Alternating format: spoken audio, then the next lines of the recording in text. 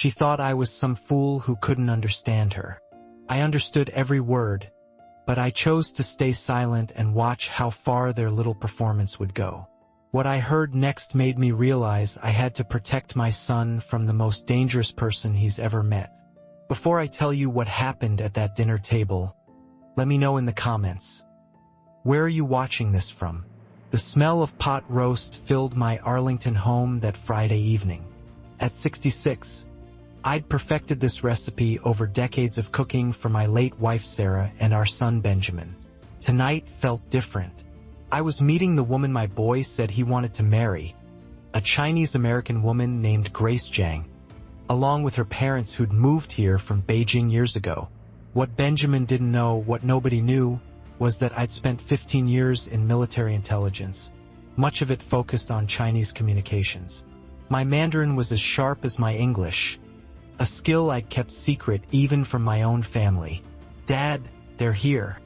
Benjamin's excitement was contagious as I opened the door to Grace and her parents. She stood there looking like something from a magazine, perfectly polished with a practiced smile.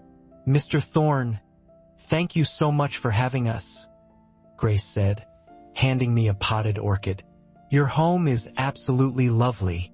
Benjamin talks about you constantly. He adores you." Behind her, Thomas and Elizabeth Zhang nodded with formal courtesy that reminded me of diplomatic functions from my army days. "Please call me Gideon," I replied, stepping aside. "And thank you. Sarah always loved orchids." Benjamin practically glowed as he guided Grace through our living room. "Grace teaches piano at the community center, Dad, and she volunteers at the animal shelter every weekend." "How wonderful," I said, genuinely impressed. "What kind of music do you prefer teaching?" "Oh, classical mostly," Grace replied, her eyes lighting up. "Chopin, Debussy. Though I do enjoy teaching children popular songs. It keeps them engaged, you know?" Dinner started beautifully. The pot roast was tender. Conversation flowed easily. Thomas asked about my electronics repair shop. Elizabeth complimented the green bean casserole. Grace hung on Benjamin's every word about their wedding plans. "We're thinking spring," Benjamin said, cutting into his roast. "Maybe April. Grace wants cherry blossoms in the photos." "That sounds perfect, son," I said, raising my wine glass. "To new beginnings." Everything changed during dessert. Grace leaned toward her parents and switched to Mandarin. Her voice dropped to what she thought was a whisper, but my trained ears caught every word. What I heard made my blood run cold. She called me an old pig who didn't understand anything, said I looked stupid and would be an easy target. Then, with a dismissive laugh, she told her parents, "Keep doing well. Just continue like this." The casual cruelty in her voice, the way she spoke to them like employees receiving instructions rather than beloved parents, hit me like a physical blow. My grip tightened on my coffee cup. Adrenaline surged through my veins, the same feeling I'd had in combat situations. Every instinct screamed at me to stand up and confront her right there. But decades of intelligence work had taught me patience. I forced my face to remain neutral, even managed to smile when Grace looked my way. "The pie is delicious, Mr. Thorne," Grace said in English, switching back to that honey-sweet voice. "You simply must give me the recipe. I'd love to make this for Benjamin." "Of course, dear," I replied, my voice steady despite the fury building inside. "Sarah would have loved to share it with you." As the evening wound down, I played the gracious host. I thanked them for coming, accepted their compliments, promised to have them back soon. Benjamin walked them to their car, completely unaware of what had happened at his father's table. When he returned, his face flushed with happiness. "Dad, thank you. This means everything to me. I can tell you really like her." I nodded and squeezed his shoulder, not trusting myself to speak. As I watched him drive away, I stood in my doorway, the cool October air clearing my head. She thought I was a fool. She had no idea I understood every single word. The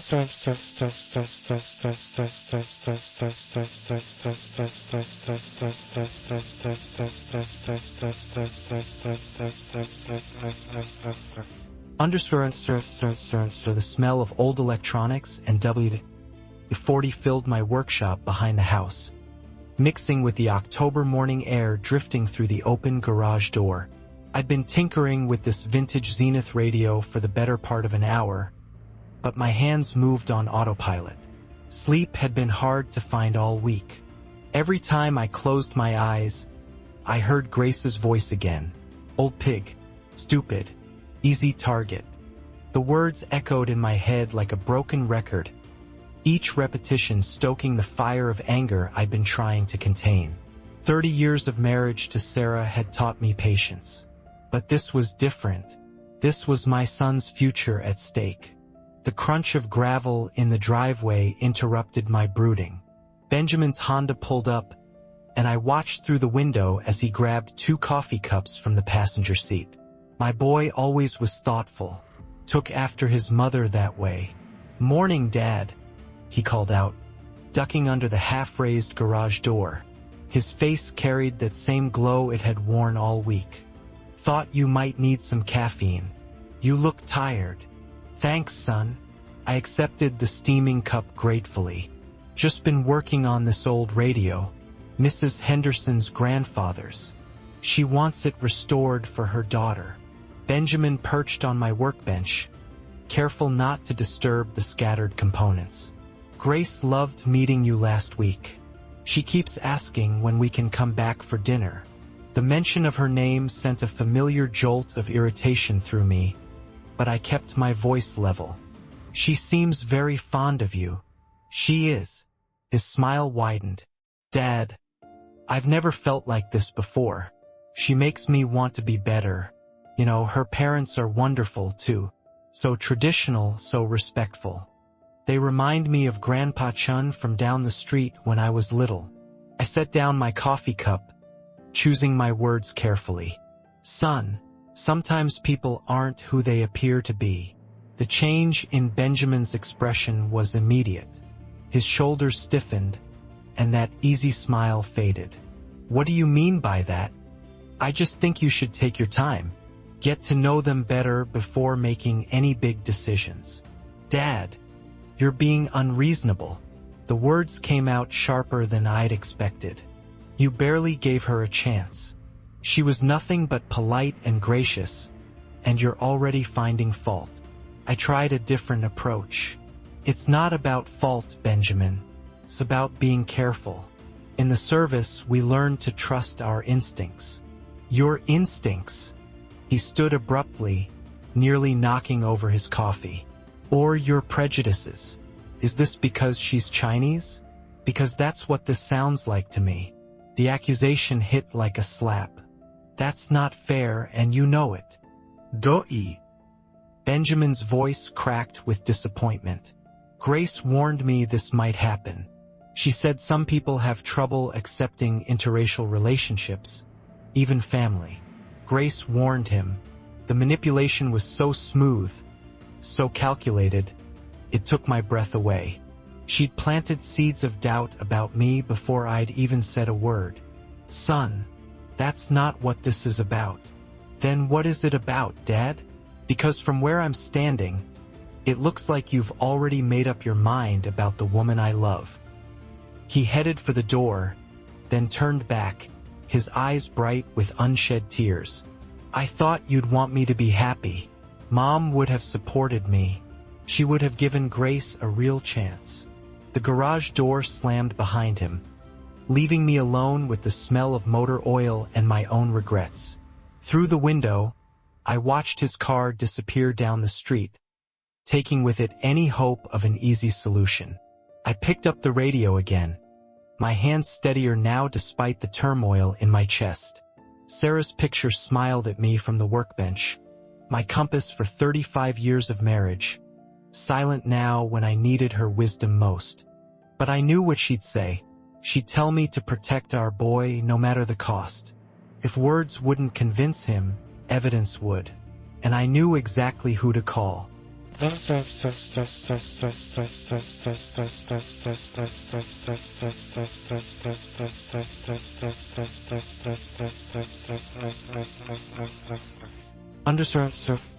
3 sleepless nights had passed since Benjamin stormed out of my workshop. I'd spent those dark hours staring at the ceiling, weighing my options, and mentally cataloging contacts from my Army intelligence days. Most were retired now, scattered across the country. But a few still worked in government positions where they might prove useful. Maria Santos topped that list. We'd served together in the 80s, back when intelligence work meant more shoe leather than computer screens. She'd been sharp then, the kind of analyst who could spot patterns others missed. And according to LinkedIn, she now worked for Immigration and Customs Enforcement. If anyone could help me dig into Grace Zhang's background quietly, it would be Maria. Murphy's Cafe sat just off Route 1, close enough to the Pentagon to attract the lunch crowd of contractors and government workers. I arrived early, claiming a corner booth where we could talk without being overheard. The familiar weight of conducting secret business settled over me like an old coat. Maria walked in at exactly 11:30, her silver hair shorter than I remembered, but her posture still military straight. She spotted me immediately. Old habits die hard in our line of work. "Gideon Thorne," she said, sliding into the booth opposite me. "When I got your call, I thought someone was playing a prank. 30 years, and suddenly you need a favor." "I wouldn't ask if it wasn't important, Maria. It's about Benjamin." Her expression softened. She had attended Benjamin's high school graduation, sent cards every Christmas. In the intelligence community, work relationships often became family bonds. "What's wrong? Is he in trouble?" "Not yet, but I think he might be." I pulled out my phone, showing her the photos Benjamin had shared from his dinner dates with Grace. "He's engaged to this woman, Grace Zhang. Something feels off about her and her family." Maria studied the images, her trained eyes taking in details I'd probably missed. "What kind of off?" I chose my words carefully. "Inconsistencies in their behavior. The way they interact doesn't feel natural, more like they're performing roles than being themselves. And some things they've said." I paused, unable to reveal my linguistic advantage. "My instincts are screaming that something's wrong." "Your instincts were always solid," Maria said, handing back the phone. "What do you need?" "Background checks on all 3 of them. Grace Zhang, Thomas, and Elizabeth Zhang. They claim to be from Beijing originally, but now live in Fairfax. I need to know if they are who they say they are." Maria nodded slowly. "Immigration status, employment history, family connections. The full workup. I can run them through our databases, cross-reference with State Department records. It'll take a few days to be thorough." I slid a piece of paper across the table with their basic information. Names, approximate ages, the address Benjamin had given me. "I've got photos, social media profiles, anything else you might need." "This stays between us," Maria said, pocketing the paper. "If I find something and it goes legal, you didn't hear it from me first." "Understood." She studied my face for a long moment. "Gideon, I've seen you handle dangerous situations with ice in your veins. Right now, you look like a man who's genuinely worried. What aren't you telling me?" I met her gaze steadily. "That my son is head over heels in love with someone who might be using him. And if I'm right, it's going to destroy him." Maria's expression grew serious. "I'll start running the checks this afternoon. Give me 72 hours. We shook hands outside the cafe, and I watched her disappear into the Pentagon City Metro station. For the first time in days, I felt like I was taking action instead of just reacting. The next 2 days crawled by. I threw myself into repair work, fixing radios and televisions with an intensity that surprised my customers. Grace visited Benjamin twice during that period, and I forced myself to be polite when they stopped by the shop. She played her role perfectly, the devoted fiancée meeting her future father-in-law's friends, asking about family photos, complimenting my work. But I watched her more carefully now, looking for cracks in the facade. They were there, subtle but present. The way her smile never quite reached her eyes, how she steered conversations away from specific details about her past, the practiced quality of her responses to personal questions. On Thursday evening, my phone buzzed with a text from Maria. "We need to talk. It's not good." My hands were steady as I called her back, but my heart was racing. Maria's voice was grim when she answered. "Gideon, you were right to be suspicious."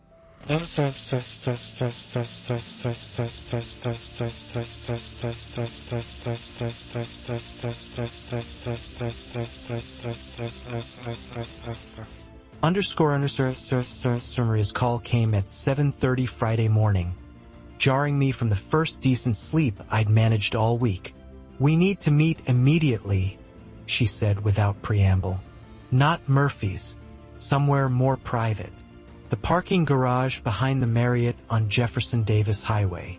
The urgency in her voice sent adrenaline coursing through my system. Level 3, northwest corner. 20 minutes. She was waiting by her sedan when I arrived, a thick manila folder tucked under her arm.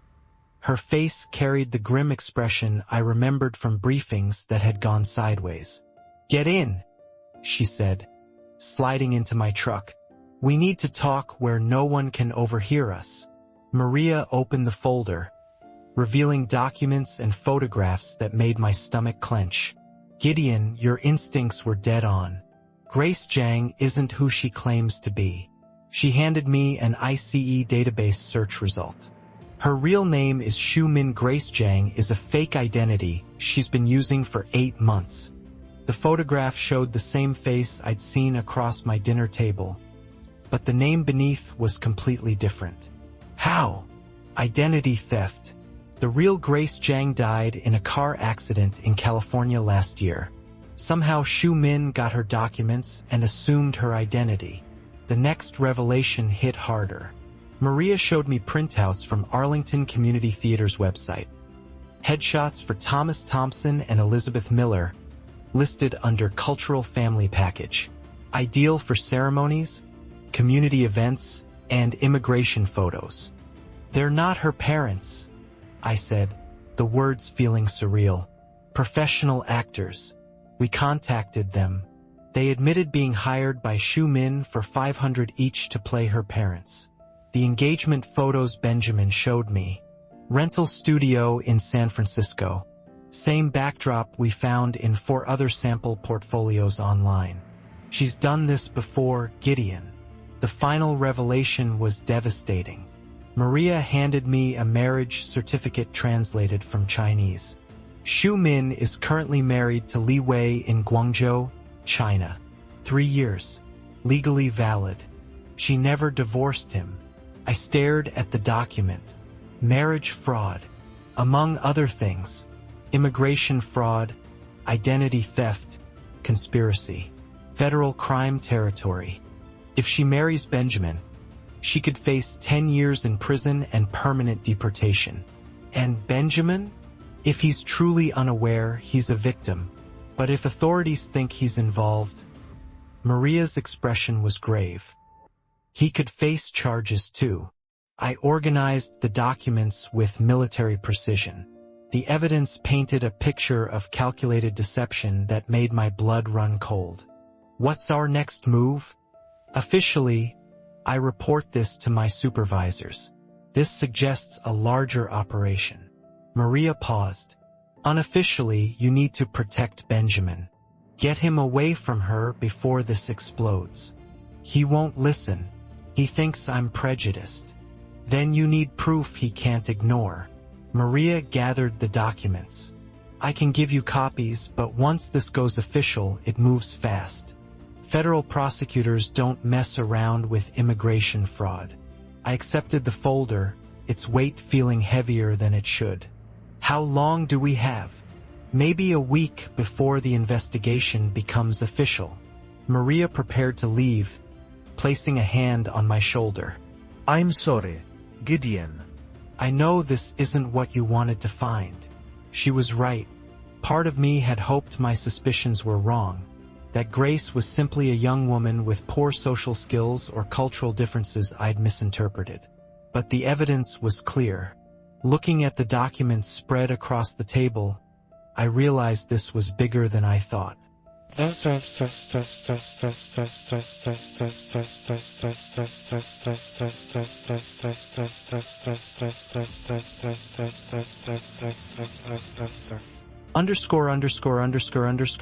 Maria's contact at the FBI worked faster than I'd expected. By Monday afternoon, I was sitting in a plain conference room at the Washington field office, facing Special Agent Jennifer Walsh across a metal table covered with the evidence Maria had compiled. Agent Walsh was younger than I'd anticipated, maybe early 40s, with sharp eyes and the kind of focused intensity that reminded me of my best intelligence officers. She'd spent the better part of an hour reviewing every document, asking pointed questions about timelines and verification procedures. "Mr. Thorne," she said, finally closing the folder. "This is impressive work. Immigration fraud cases usually take months to develop this kind of complete evidence." "Maria Santos is thorough," I replied. "Always was. The question now is how we proceed." Walsh leaned back in her chair. "We have enough to arrest Shu Min on identity theft and immigration fraud charges. But I'd prefer to build a stronger case. These organized operations usually involve multiple victims. What do you need?" "Ideally, we'd like her to say something that proves her guilt. Maybe reveal information about how she got the false documents, whether she's working with others." Walsh studied me carefully. "You mentioned she's comfortable in your home. Would you be willing to participate in a controlled operation?" The weight of what she was asking settled over me. "You want me to invite her back for dinner?" "With full FBI surveillance and support. We'd wire your home, have agents positioned nearby. If she says anything that proves her guilt, we'd have it on record." I thought about Benjamin's face when he'd stormed out of my workshop, the pain in his voice when he'd accused me of prejudice. My son would have to be there. He's completely unaware of what she really is. That might work in our favor. If she believes you've accepted her, she may be more careless about what she says. Walsh's expression softened slightly. "I understand this puts you in a difficult position with your family. Agent Walsh, my son is planning to marry a woman who's already married to someone else. She's using him to commit federal crimes. Any difficulty with family is secondary to protecting him." She nodded approvingly. "How would you approach this?" I'd been thinking about that since leaving the parking garage Friday morning. "I'll tell Benjamin I've reconsidered, that maybe I was too hasty in my judgment. He's been wanting us to have dinner again. He'll jump at the chance to arrange it. And Grace, she'll come. She thinks she's won, that she successfully turned my son against me. She won't be able to resist the opportunity to solidify her victory." Agent Walsh opened a legal pad and began taking notes. "We'll need at least 48 hours to set up surveillance equipment. Can you arrange the dinner for Friday evening? I'll call Benjamin today. Mr. Thorne, I need you to understand what you're agreeing to. Once we activate this operation, there's no going back. If Shu Min proves her guilt, we'll arrest her that night. Your son will witness his fiancée being taken into federal custody." The image hit me like a physical blow, but I kept my voice steady. Better he sees the truth now than discovers it after they're married. 2 hours later, I was back in my workshop, staring at Benjamin's number on my phone. The conversation would require every ounce of acting ability I possessed. He answered on the second ring. "Dad." Benjamin, I owe you an apology. The words came easier than I'd expected. I've been thinking about our conversation, and you're right. I didn't give Grace a fair chance. The silence stretched so long I thought the call had dropped. Dad, are you serious? I'd like to invite her and her parents back for dinner Friday night, if they're available. I want to start over. Yes, absolutely. Grace will be thrilled. She's been worried that you don't like her. Tell her I'm looking forward to getting to know her better. After Benjamin hung up, I sat in the gathering dusk of my workshop, surrounded by the familiar smell of electronics and motor oil. In 3 days, I would sit across from Grace Jiang, or Xu Min, or whoever she really was, and watch federal agents destroy the elaborate lies she'd built around my son's heart. As I set the table for Friday's dinner, I wondered if Grace suspected anything.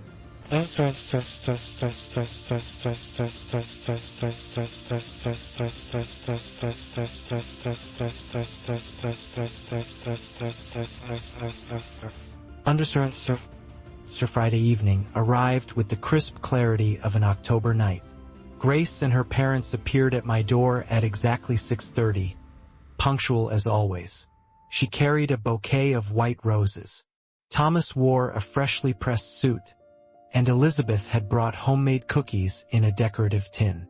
Mr. Thorne, thank you so much for this second chance, Grace said, her smile radiant with what looked like genuine warmth. I know Benjamin means the world to you.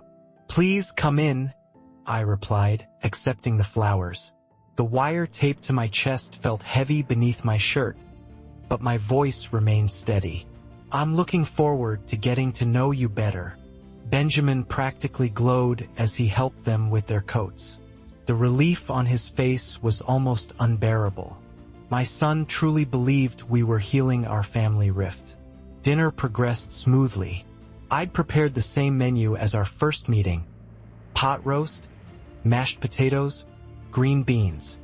Grace complimented every dish, asked thoughtful questions about my electronics shop, and shared charming stories about her piano students. Her performance was flawless. This is exactly how I imagined family dinners would be, she said, squeezing Benjamin's hand. You're so lucky to have such a thoughtful father. But I caught the subtle probing beneath her words. You seem much more relaxed tonight, Mr. Thorne.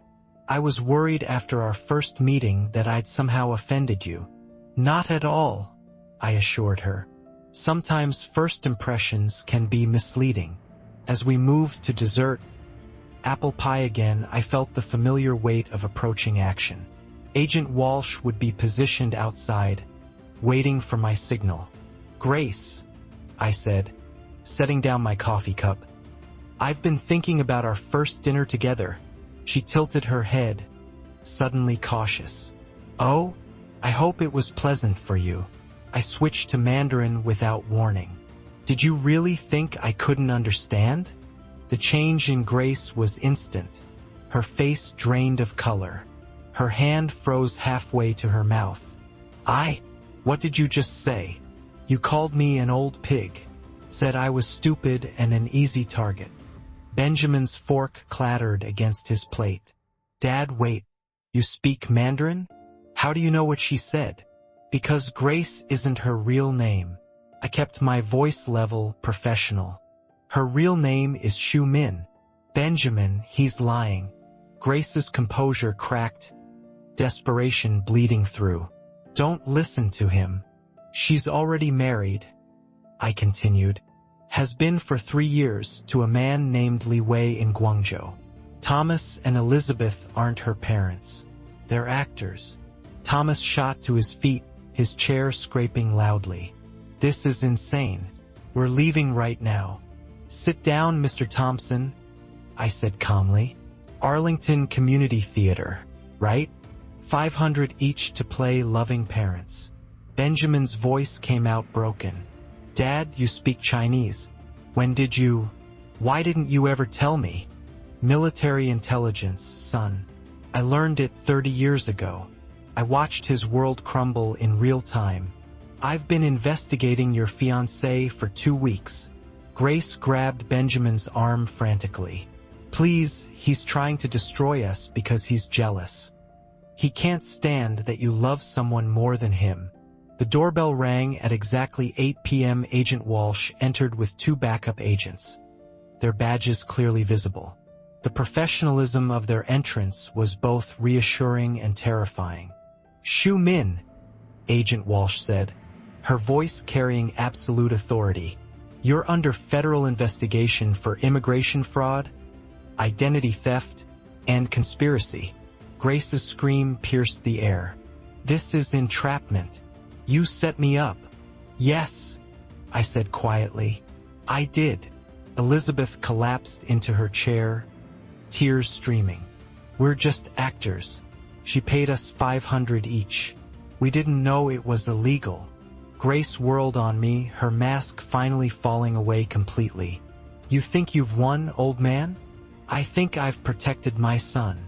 Benjamin sat in stunned silence, then whispered, "Grace, was any of it real?"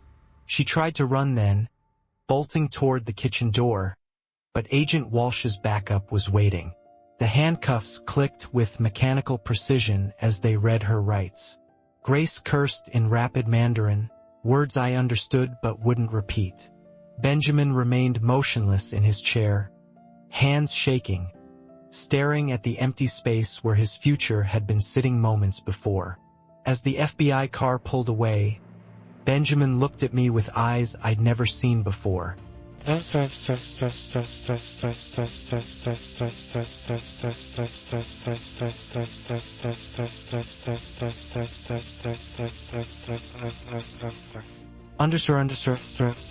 silence that followed the FBI car's departure was deafening. Benjamin sat motionless at the dining table, staring at the empty chairs where Grace and her fake parents had been sitting moments before. The untouched apple pie sat between us like evidence of a life that had just been shattered. I cleared my throat gently. "Son, don't." His voice was barely a whisper. "Just don't. Not yet." I walked to my study and returned with the manila folder Maria had given me. The weight of it seemed heavier now, loaded with the destruction it had caused. I set it carefully in front of Benjamin. "This is everything we found," I said quietly. "Her real name, the fake parents, the marriage certificate from China. I wanted to show you before, but I wouldn't have listened." Benjamin's hands trembled as he opened the folder. His eyes moved across the documents. The actor profiles, the marriage certificate, the identity theft evidence. Each page seemed to hit him like a physical blow. "How long have you known?" he asked finally, not looking up from the papers. "I suspected something the first night. I've been investigating for 2 weeks. 2 weeks. He laughed bitterly. 2 weeks. While I was planning a wedding to someone who doesn't even exist. His phone buzzed, a text message. Benjamin glanced at it, and his face crumpled. "It's from her number. I'm sorry you had to find out this way. I did love you. Even now, she's still lying." I reached across the table, but he pulled back. "I need some time, Dad. I need to process this." That was Friday night. Saturday and Sunday passed without a word from Benjamin. I threw myself into repair work, fixing a vintage television for Mrs. Chun and rewiring a radio that had belonged to someone's grandfather. My hands stayed busy, but my mind raced with worry that I'd lost my son along with his fiancée. Agent Walsh called Sunday evening with updates. Shu Min had confessed to everything in exchange for avoiding additional charges. The fake parents were cooperating fully, providing information about how she'd recruited them. Deportation proceedings would begin within the week. "Your son's not in any legal trouble," Walsh assured me. "He was clearly a victim in this." Monday night brought no call. Tuesday stretched endlessly. By Wednesday, I was convinced I'd traded my son's safety for his love, and the price felt too high. Then, at 11:47 p.m., my phone rang. "Dad, Benjamin's voice was thick with emotion, barely controlled. "I'm here, son. I've been thinking for 3 days straight, and I keep coming back to the same thing." He paused, and I heard him take a shaky breath. "I defended her against you. I chose a stranger over my own father." "Benjamin, no. Let me finish. You were protecting me, and I made you the villain. I called you paranoid. I accused you of prejudice. I threw Mom's memory at you like a weapon." His voice cracked completely. "How do you forgive someone who was so blind?" The pain in his voice nearly broke me. "Son, loving someone isn't blindness. It's hope. It's the willingness to believe the best in people. That's not a flaw. That's who you are. And it's one of the things I'm most proud of. But I should have listened to you. Maybe. But if I'd been wrong, you'd have spent your life wondering if you gave up happiness because your old man couldn't let go." I paused, choosing my words carefully. "Trust has to be earned back. I know that. But love doesn't disappear because of mistakes." The silence stretched between us, filled with 30 years of father-son history. "Can I come over tomorrow?" he asked finally. "I want to understand everything. How you knew, what you felt, how you managed to save me from myself." "Of course. I'll make coffee. The good stuff. The good stuff." After he hung up, I sat in my kitchen, looking at Sarah's picture on the windowsill. Our boy was coming home. The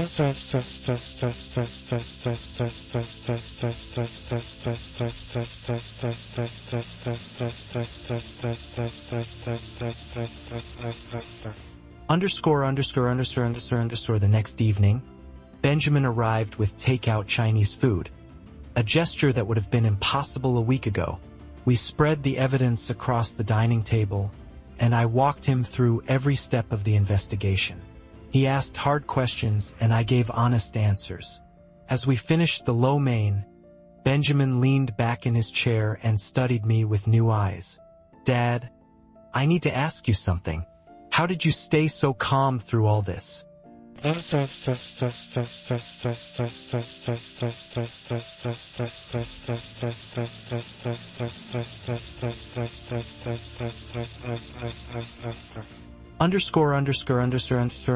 "3 weeks had passed since that Friday night dinner. The legal proceedings moved with federal efficiency. Shu Min had been deported with a 10-year ban, while the fake parents received community service and hefty fines. The bell above my shop door chimed as Mrs. Patterson brought in her ancient television. "Same fuzzy problem," I diagnosed, already reaching for my tools. As I worked, I found myself thinking about Benjamin's question from the night before. How had I stayed calm? The answer had something to do with experience, knowing that panic clouds judgment, and clear thinking saves lives. Benjamin walked in carrying coffee and lunch from Murphy's Deli.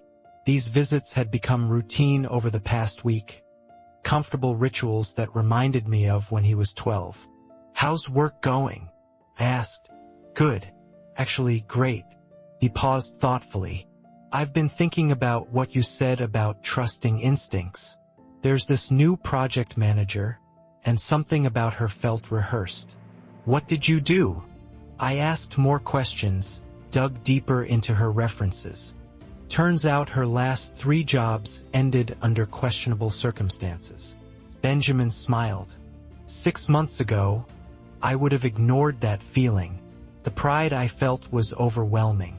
Benjamin wasn't becoming cynical. He was becoming wise. A young man entered carrying a vintage radio. "Someone said you might fix this. It belonged to my grandfather." I examined it carefully. "It'll take some work, but yes, might take a week." He hesitated, then asked, "Can I ask you something?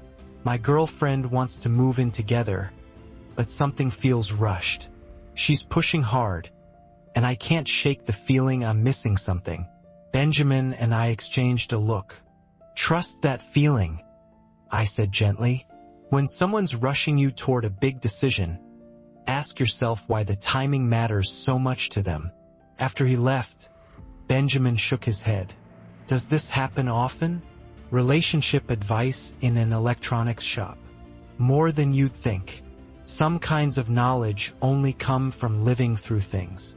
We worked together for the next hour, Benjamin helping with inventory, while I shared stories from my army days. Lessons about reading people, trusting teammates, making decisions under pressure.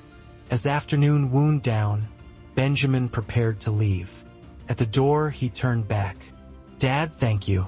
Not just for saving me from Grace, but for showing me what it looks like to protect someone without controlling them. After he drove away, I stood watching his taillights disappear. The October air carried the scent of burning leaves and distant sounds of children playing. Normal sounds. Peaceful sounds.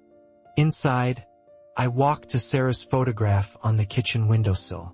Our boy is safe now, I told her picture, and he's stronger for having gone through it. A father's instincts never retire. We see dangers our children can't, and love them enough to act on it.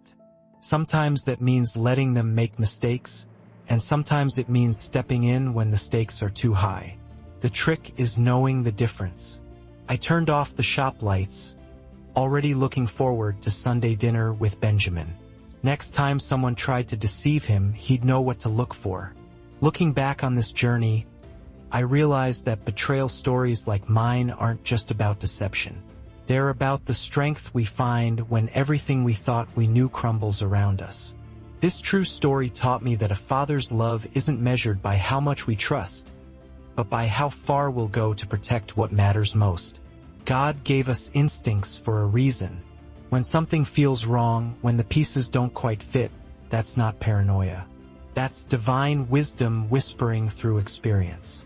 I've learned that the Lord works through the skills we've gained, the people we've known, and even the sleepless nights that force us to act. The hardest lesson? Sometimes protecting someone means becoming the villain in their story, at least temporarily. Benjamin hated me for weeks, but God knew what I couldn't see then. That our relationship would emerge stronger, built on truth instead of comfortable lies. These betrayal stories remind us that evil often wears a beautiful mask. Grace's deception was masterful, but the Almighty equipped me with everything I needed to see through it. Military training, loyal friends like Maria, and most importantly, a father's unshakable love. This true story changed both Benjamin and me.